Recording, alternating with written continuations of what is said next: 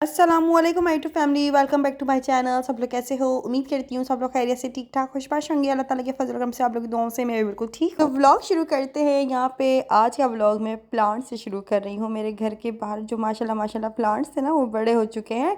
और पता है क्या, मतलब मेरी क्यारी इतनी बड़ी नहीं है, लेकिन मैंने इसमें पौधे प्लांट्स जो है ना थोड़े ज़्यादा लगवा दिए हैं, जिसकी वजह से वो जो बड़े हो रहे हैं ना, तो मुझे ऐसा लग रहा है यार कुछ ज़्यादा ही भर दिए। अच्छा, वैसे ये लग भी प्यारे रहे हैं और कलरफुल इसके अंदर फूल आ रहे हैं, लेकिन आप लोग ज़रा मुझे कमेंट्स करके बताएगा कैसे लग रहे हैं। मैं ज़रा सोच रही थी कि माली आएगा तो मैं इनको कहूँगी कि आप इसमें से कुछ जड़ें वगैरह निकाल दें, कुछ प्लांट्स निकाल दें, ताकि खुला खुला लगे। लेकिन मुझे वैसे भी ठीक लग रहा है, मतलब भरा भरा अच्छा अच्छा सा लग रहा है। तो ये हवा इतनी तेज़ होती है ना, ये पौधे थोड़े से इधर उधर पता नहीं क्यों हो रहे हैं तो देखे इनको भी बनवा दूंगी क्या होता है। और अभी तो वो बेल भी बड़ी होगी ना इंशाल्लाह, तो देखिएगा कितनी खूबसूरत लगेगी।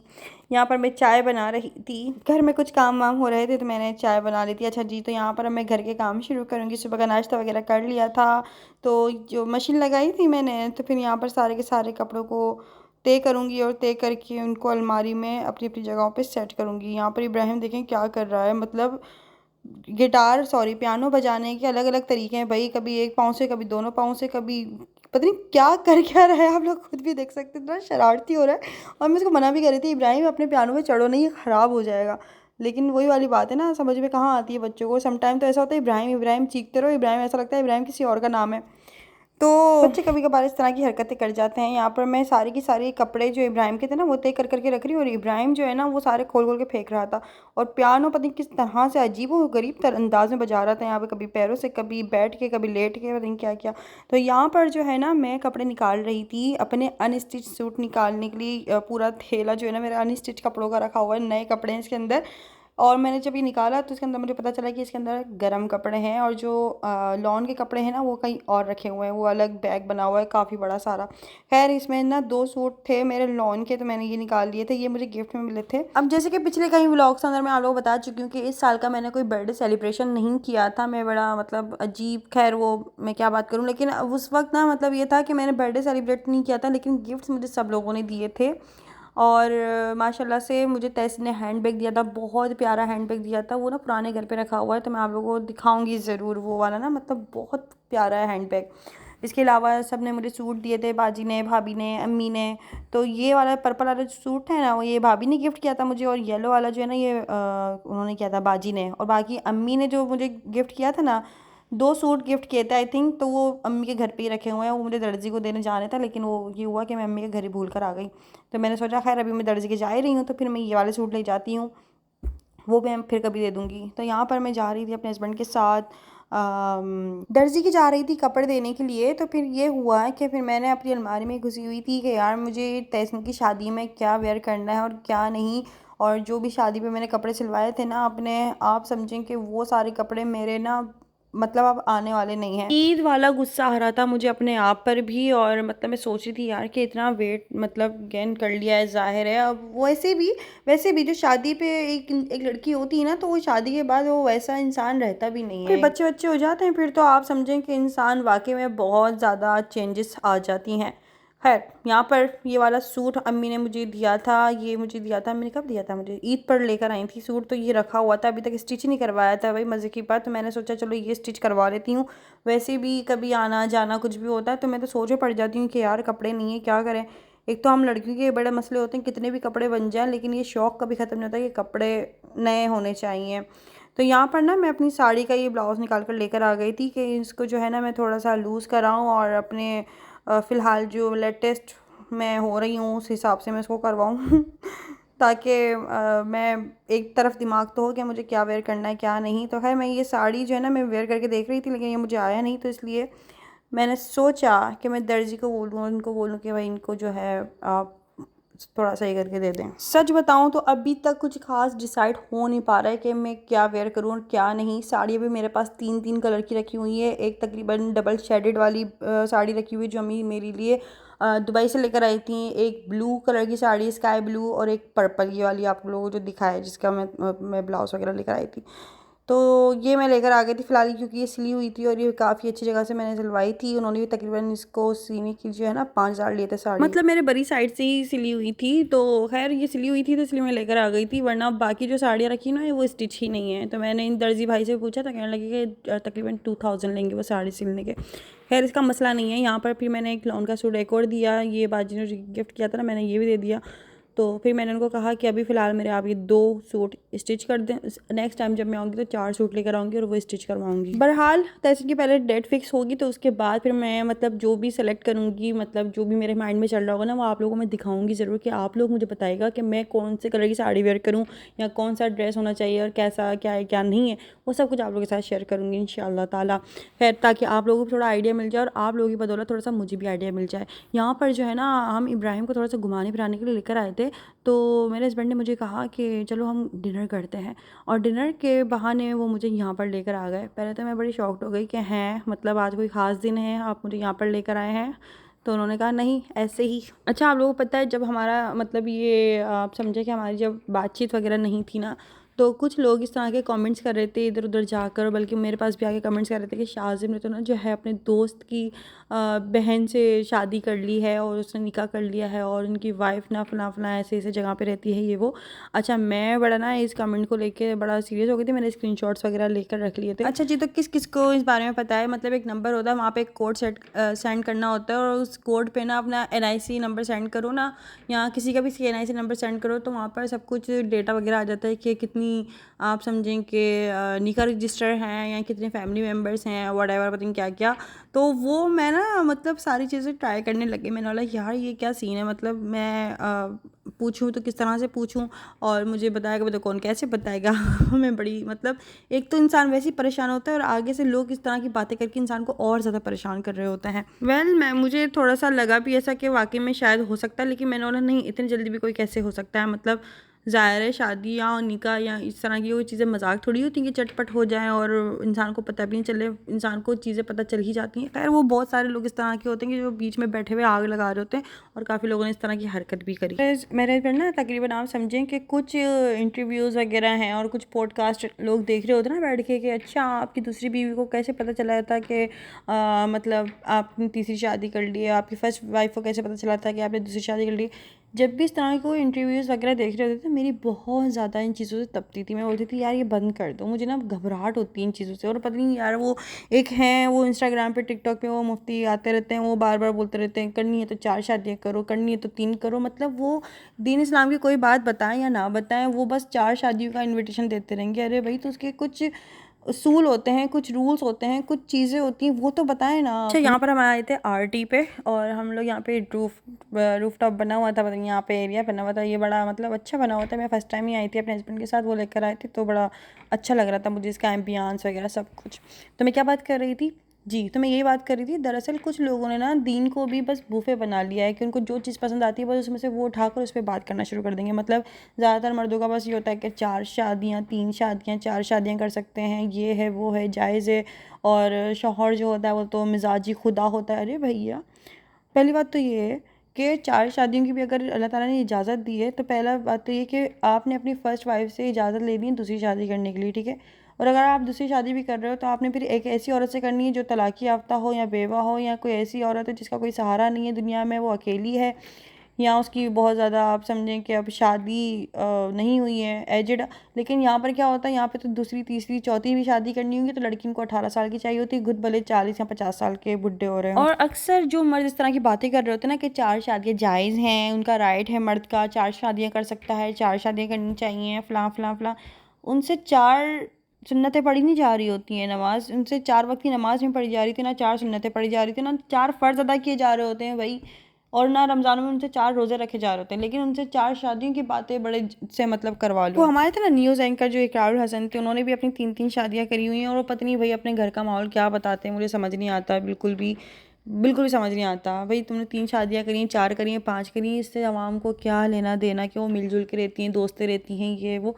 मुझे नहीं लगता ये कोई सोतन आपस में दोस्तें बन के रहती होंगी, ये बस दिखावा होता है दुनिया का। सोशल मीडिया तो वैसे ही बहुत ज़्यादा फेक होता है, तो मुझे लगता है कि बहुत ज़्यादा फेकनेस आप दिखा रहे हो कि सौतने जो है ना वो आप समझे दोस्तें बनी हुई हैं, गले मिल रही हैं, एक दूसरे को फूल बरसा रही हैं। ना बाबा, सच्ची लड़की होगी ना तकरीबन आप समझें कि अगर आप किसी के साथ लॉयल हो ना तो लड़की ये बोलेगी मेरा शौहर भी मेरे साथ लॉयल रहे। बस जब मैं कहीं और इधर उधर नहीं देखती हूँ ना तो फिर मेरा शौहर भी इधर उधर ना देखे। बेहतर है, ठीक है, लड़कों के पास राइट है लेकिन आपने अपने राइट का भी सही तरीके से इस्तेमाल करना है। ये नहीं, अगर आप दूसरी शादी भी कर रहे हैं तो आपने वही एक समझें कि अपनी पहली वाली बीवी से भी छोटी सी लड़की लेकर आ जानी है। नहीं, दूसरी शादी करो फिर इस्लाम के तरीके से करो, जो आपको असूल बताए गए हैं, जो रूल्स दिए गए हैं उस हिसाब से करो। किसी बेवा से करो, तलाक याफ्ता से करो, जो किसी को सहारे की ज़रूरत है आप उससे करो। करनी है तो किसी ऐसे, और लेकिन इजाज़त लेके करो। बगैर इजाज़त के फिर भी आपने करनी नहीं है, अगर बीवी ने मना कर दिया तो आप उसकी दिल आज़ारी नहीं कर सकते। खैर सम टाइम मुझे इस तरह की रील्स वगैरह शेयर कर देते मेरे हस्बैंड, तो मुझे बहुत ज़्यादा गुस्सा आता है कि मतलब वो बोलते हैं कि यार ये सोते नहीं किस तरह से दोस्त बन के रहती हैं। अच्छा, उसने जब दूसरी शादी करी होगी तो पहली बीवी को मतलब किस तरह से बताया होगा या क्या है क्या नहीं। तो मुझे बड़ा ना झंझलाहट होती है इन सब बातों से। मतलब मैं बोलती हूँ बस मुझसे ये वाली बातें डिस्कस ही मत किया करो तो ज़्यादा बेहतर है। आपने इंटरेस्ट क्यों लेना है जब आपने करनी ही नहीं है, या आपका मतलब आपका इंटरेस्ट होना नहीं चाहिए इन सब बातों में ना। आप एक को निभा लें और आप एक को जो है ना बस कर लें सेटल, वो ही काफ़ी है। तो डिनर आने में थोड़ा सा टाइम था तो हम लोगों ने यहाँ पे मिंट कोलाडा जो है ना ये हमें कॉम्प्लीमेंट मिला था एज अ कॉम्प्लीमेंट। तो हम लोगों ने ये पिया, बड़े मज़े का था, ठंडा ठार टाइप का और फ्रेश से हो गए थे। तो मैं क्या बात कर रही थी, मैं यही बात कर रही थी कि मर्द को ना अक्सर बहुत ज़्यादा मज़ा आता है ये दूसरी बीवियाँ, तीसरी चौथी बीवियों के टॉपिक पे बात करने में। या दरअसल अब मुफ्तियों को भी पता होता है कि यार मर्द हजरात जो ना इन बातों पे काफ़ी ज़्यादा खुश भी होते हैं और सुनते भी हैं, और जिनके दिमागों में बैठ जाती है वो कर भी लेते हैं, तो वो करते भी हैं। और ये जो शॉर्ट्स वगैरह चल रही होती है ना, मेरी बहुत मतलब मुझे गुस्सा आता है। मैं बोलती हूँ यार आपने इस्लाम में इतनी सारी चीज़ें हैं, आप किसी का कोई वाक़या बताएं कि इस्लाम किस तरह से आया, किस तरह से सब कुछ, मतलब इतनी सारी बातें, इतनी सारी बातें। उन सारी बातों को तो आपने साइड कर दिया, बस एक ही टॉपिक लेके बैठ गए हो कि वो चार शादियाँ। वो एक मुफ्ती हैं, उनका नाम खैर मैं यहाँ पर क्या ही लूँ, आप लोग मुझे कमेंट्स करके बताइएगा अगर आप लोगों को पता है। तो वो बहुत ज़्यादा करते हैं भाई शोर ना इन सब चीज़ों का। तो मैं बोलती हूँ यार इनके पास और कोई टॉपिक नहीं है। तो तौर तरीके से जो अगर आपको एक इंसान को रखना है ना, तो मैं समझती हूँ कि एक बीवी और एक बच्चा, यहाँ आपके एक से ज़्यादा 2-3 बच्चे हैं ना तो इंसान इसी में पूरा हो जाता है। वही ज़ाहिर है आजकल की महंगाई का इतना ज़्यादा दौर है, तो तरीके से रखना है ना तो इंसान के लिए एक ही काफ़ी होती है। इंसान एक ही में जो है ना, आप समझें कि वो, आप समझें उसी में इसका दिमाग पूरा हो जाता है कि भाई ठीक है बस एक ही काफ़ी है। बाकी आप लोगों की क्या राय है इस बारे में मुझे कमेंट्स करके ज़रूर बताएगा। जी, तो मैं किस बात पे थी, मैं इस बात पे थी कि मुझे कुछ कमेंट्स और कुछ इधर उधर भी कमेंट्स किए हुए थे कि इस तरह से ना ऐसे ऐसे हुआ है, और ना जो दूसरी बीवी ना वो वहाँ रहती है और अंबर यहाँ पे रहती है, इस तरह की बातें। अच्छा, मैंने एक ब्लॉग में कह दिया था कि भाई वहाँ उस घर में अब कोई और रहता है तो इसलिए मैं यहाँ पर शिफ्ट हो गई हूँ। अब कोई और से मुराद ये नहीं था कि दूसरी बीवी रह रही है, रह रहा होगा कोई ना कोई, बट मैं अब क्या डिटेल्स वगैरह बताने बैठूँ। तो मैंने यही कहा था। अब इसका मतलब ये थोड़ी कि भाई वो सौतन आके रह रही है, ना बाबा ऐसा नहीं था। खैर बस लोगों ने कुछ इस तरह की ना गलत फहमियाँ फैलाई इतनी ज़्यादा कि मेरा भी दिमाग एक वक्त में सोचने लग गया कि हकीकत में ऐसा तो कुछ नहीं है।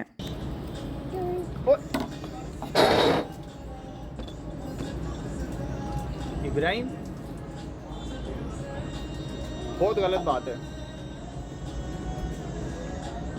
आप ही पी में रहे। यहाँ पर मैं मिंट को लाड़ा तो ये अच्छे तरीके से एंजॉय कर रही थी कि इब्राहिम के बाबा का तो ना यहाँ पर पूरा का पूरा गिलास मतलब गिर गया। तो फिर हम लोगों ने सीट चेंज करी अपनी, क्योंकि ज़ाहिर है वो सारा गीला गीला हो गया था उधर। मैं आप लोगों को यही बता रही थी कि लोगों ने ना इस कदर आप समझे कि मेरे जहन में ये बात डाल दी कि मुझे एक वक्त में ऐसा लगने लगा कि वाकई में ऐसी बात तो नहीं है कि वहाँ पे कोई और रह रहा है और क्या चक्कर है, मतलब मुझे समझ नहीं आ रहा। फिर ये बात बैठकर मैंने बाकायदा अपने हस्बैंड से क्लियर करी कि इस बात को लेकर मैं बहुत ज़्यादा कॉन्शियस हो गई थी, क्योंकि कुछ कमेंट्स मुझे आए ना, तो फिर मैं इस बात को लेकर मतलब मैं सोच में पड़ गई थी कि वाकई में ऐसा तो नहीं है।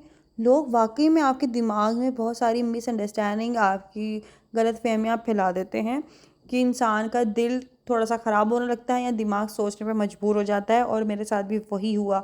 और फिर मैंने उस बात को बाद में क्लियर किया और मैंने उनको मतलब एक तरीके से कहा कि आप मुझे बताएं कि ऐसा है या नहीं है। और मुझे उनकी बात पर जब उन्होंने कहा कि ऐसा नहीं है भाई क्या हो गया, तो मुझे यकीन नहीं आ रहा था। तो फिर मैंने उनसे कहा कि आप कसम खैरी खा के बोलें कि आपने ऐसा कुछ भी नहीं किया और ऐसा कुछ होगा भी नहीं कभी।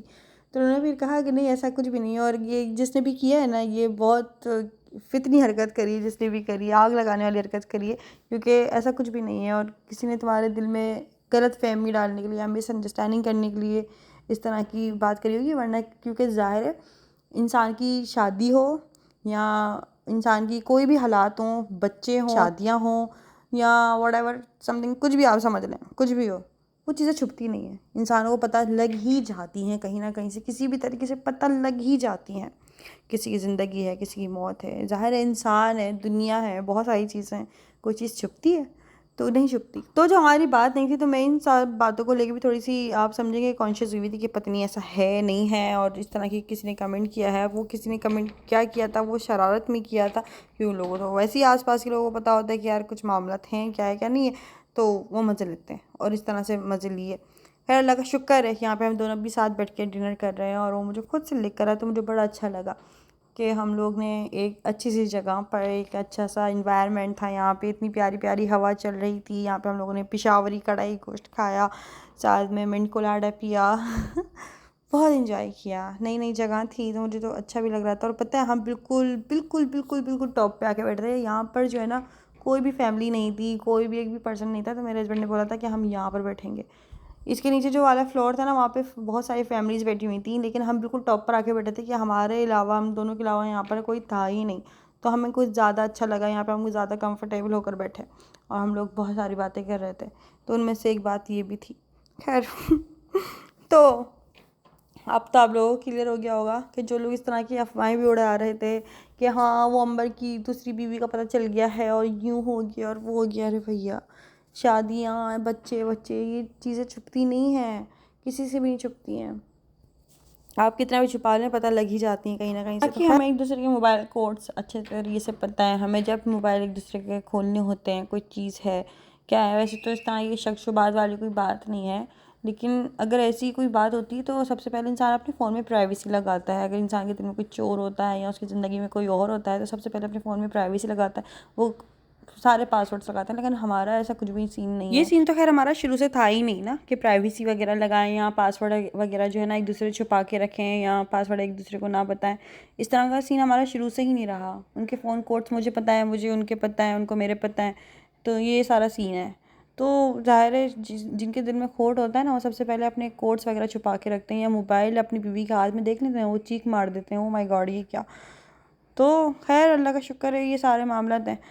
तो बस इतना ही कहना चाहूँगी कि अपनी तरफ से किसी के दिल ख़राब करने के लिए, किसी की मिसअंडरस्टैंडिंग करने के लिए अगर आप इस तरह की हरकत करते हैं तो आप सोचें इस बात को कि आप क्या कर रहे हैं। एक दफ़ा सोचें ज़रूर कि आप कर क्या रहे हैं।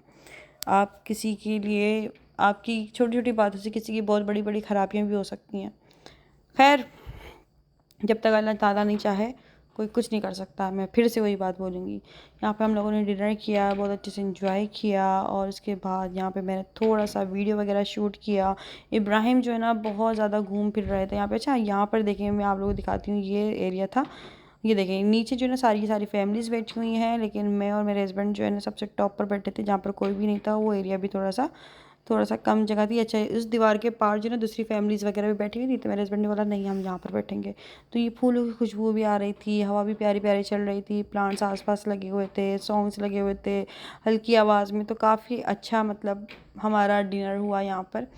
उसके बाद जाते जाते लिफ्ट के पास इन्होंने ये कॉम्प्लीमेंट एक सौंफ रखा हुआ था, वो हम लोगों ने खाया मेरे से 2 चम्मच खाए उसके बाद हम लोगों ने बस अपने घर की तरफ जाना था, थोड़ा सा घूम फिर के। इब्राहिम के बहाने हम लोग निकल जाते हैं अब तो। पहले ना मुझे बोलना पड़ता था कि यार बाहर ले चलो, ये वो या ये खिला दो या वो खिला दो, लेकिन अब ये होता है कि इब्राहिम को लेकर चलते हैं। और इब्राहिम तो खुद अब ना अपने बाबा की शक्ल देखते ही ना फ़ौरन आप समझेंगे शूज़ लेके ना शूज़ पहनने बैठ जाता है, और जिससे हमें अंदाज़ा हो जाता है कि अब इसको कहीं बाहर जाना, और गेट के पास जाके खड़ा हो जाता है। तो आप समझें कि जो बातें आप एक वक्त में मनवा रहे होते हो ना, आपकी औलाद हो जाती ना, फिर वो सारी बातें मनवा रही होती है, आपको बोलने की ज़रूरत भी नहीं पड़ रही होती। मतलब मुझे बोलने की ज़रूरत भी नहीं पड़ रही होती कि मुझे बाहर जाना है या मेरा दिल कर रहा है कुछ भी।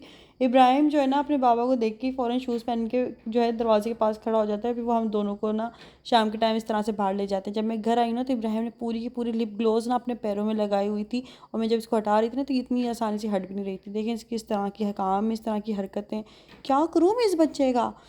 खैर आज का वीडियो कैसा लगा मुझे कमेंट्स करके ज़रूर बताएगा।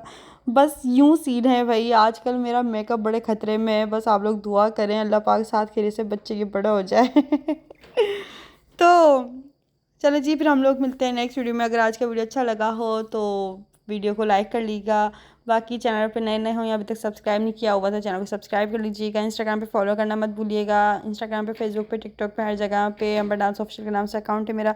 बाकी फिर हम लोग मिलते हैं नेक्स्ट वीडियो में। आप लोग जब तक ली तब तक ली मुझे दुआ में याद रखिएगा, मेरी फैमिली को और मुझे भी। तो ओके जी, अल्लाह हाफ़िज़, खुदा हाफ़िज़। और मैं कितनी कोशिश कर रही हूँ वाइप्स यहाँ पे लिपस्टिक हटाने की, खैर फाइनली हट गई। तो चलें जी, फिर मुझे दीजिए इजाज़त। तो क्या, अल्लाह हाफ़िज़, खुदा हाफ़िज़, बाय बाय, बाय बाय।